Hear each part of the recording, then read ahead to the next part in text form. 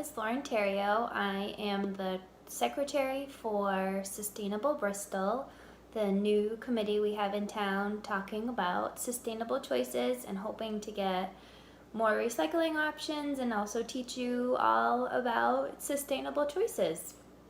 Today I'm going to be talking to you about zero waste. First off, what is zero waste? Kind of self-explanatory. It's when you strive to create zero garbage. Seems easy, right? No, not so much. It's pretty tricky actually.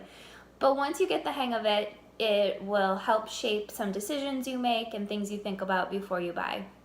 So at our house, we do still make garbage. We are not making zero waste. There are people out there who are really doing a really good job of not making any garbage. Some people have tiny mason jars of garbage that is all they've produced for a year. And that is really great, but you don't have to be one of those people. You can just try to adopt some different strategies and different things and change your thinking so that you are making less garbage but not zero garbage, because that seems somewhat unattainable to a lot of people, self included. So this is really important and near to dear to my heart for many reasons, but especially for Bristol residents, because at this time we're not recycling a lot of things. And I think people automatically revert to, well, I can just recycle this, it's okay to buy, but when all of the things you typically would have recycled, almost all of them are going into the compactor and then into the garbage, into a landfill. And everything we as Bristol residents put into the compactor costs the town money, because we pay per ton for how much garbage goes into the compactor and then has to be trucked away and taken to a landfill. So if we can reduce what we are putting into the garbage, we reduce how much we pay to have it taken away. It's also good because it helps you think more sustainably, more eco-friendly, makes you think about what you're buying and bringing into your home, which is very helpful for making maybe more sustainable and healthy choices for your family. Some ideas I have about zero waste choices you could make at your house. Think about things that you're throwing away and try to think of something you can get or use around your house to replace that with. Instead of using paper napkins at our house, we use cloth napkins. When they get dirty, you throw them in the wash. Then you're not adding to your trash with something that you could just use in cloth and use for years and years and years. Another thing, we don't use paper towels. We use these rags that we've had forever.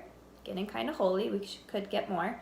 We use these to do the dishes, to clean up, sweep up, clean the walls, clean the bathroom.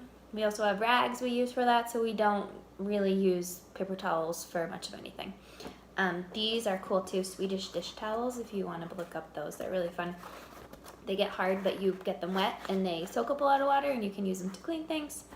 And then we also use bigger rags, dish rags, for cleaning up messes, because I have 2 kids and they make a lot of messes.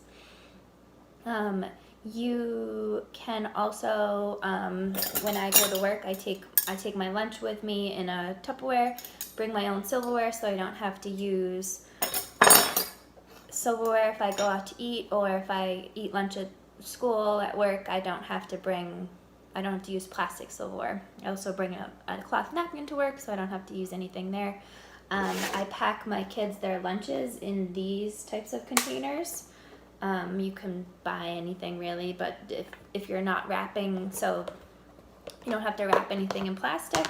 They just have the different snacks and foods, and then they're all separate. So we use those for school lunches. I have my own that I bring a lunchbox to school, to work.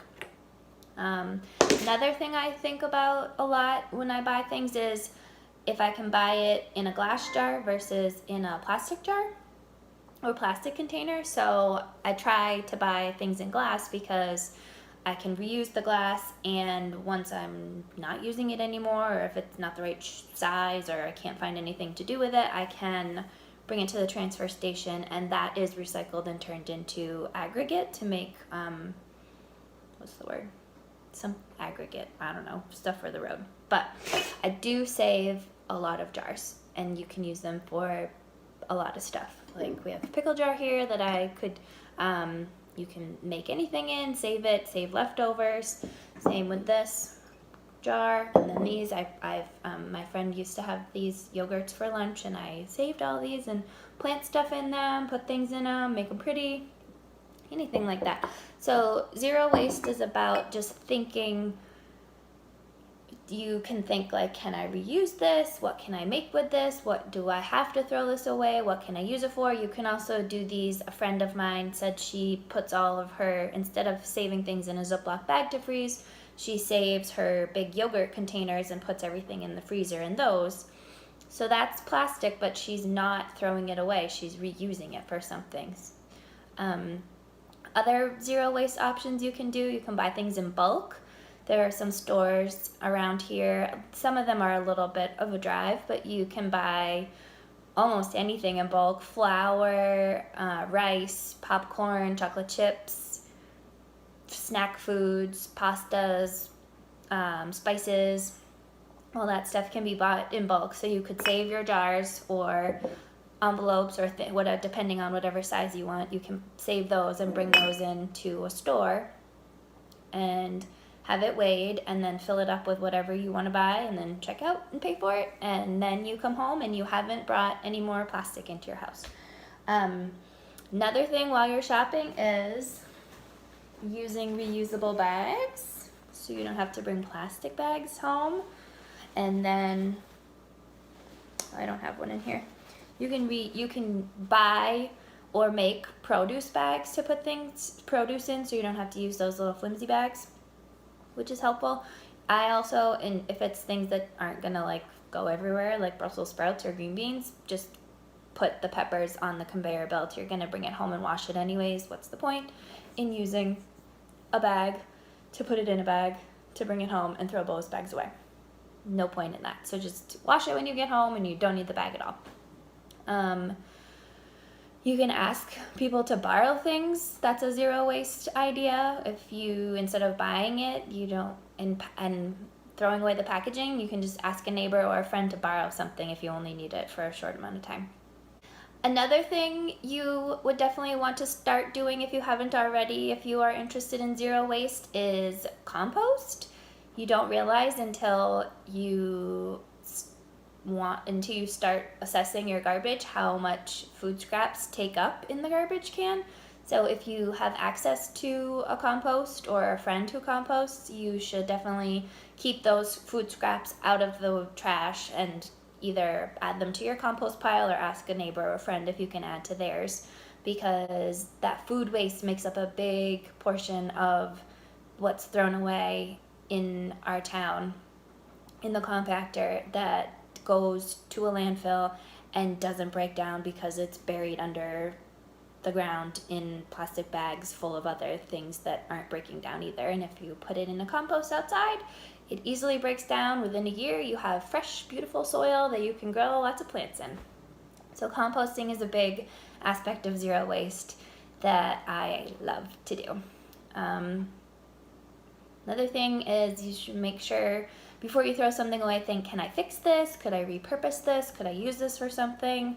We try not to throw like clothing out. We fix it or we turn it into rags. Thinking about what you throw away and then thinking about what you buy and trying to make the best choice for you and for the environment and for the town of Bristol in terms of what we do recycle and what we can take at the transfer station versus what gets shipped away and tossed in a landfill. And it is sort of daunting, so my tip would be to start small. Start in one area of your house. I mostly did kitchen items, but this could definitely apply to the bathroom. You can think of that. There are lots of zero waste recipes for toothpaste, shampoo. You could buy bars of soap that are not wrapped instead of buying fancy soaps that are all wrapped in plastic.